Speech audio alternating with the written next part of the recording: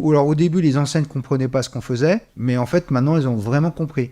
Parce qu'avant, elles voulaient être en solo dans un magasin moche où elles payaient le moins cher possible. Et quand on leur a fait du beau, hyper vert, etc., au début, ça leur plaisait pas, mais on leur a imposé. Et aujourd'hui, c'est devenu une norme de marché.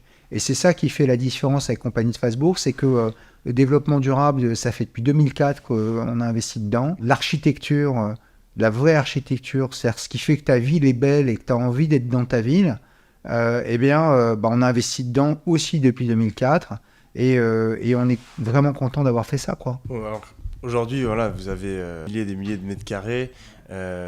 Voilà, certaines des plus grandes entreprises françaises vous font confiance, mais j'imagine que ça n'a pas du tout commencé comme ça. Est-ce que tu peux nous raconter la première fois que tu as réalisé que tu avais peu envie d'entreprendre? Alors, je me suis jamais posé la question. En fait, moi, j'ai fait des études. J'avais une mère qui était institutrice, un père petit commerçant dans le 13e arrondissement. Et j'ai une particularité dans ma famille. J'ai une sœur qui est aveugle de naissance.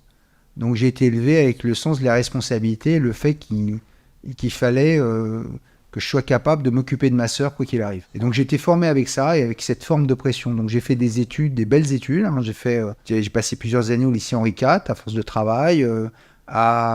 J'ai fait des secs et je suis sorti en juin 86 de l'ESSEC et 3 mois plus tard, je rachetais ma première boîte avec les économies de mes parents. Ils m'ont prêté 500 000 francs à l'époque et j'ai racheté tout de suite une boîte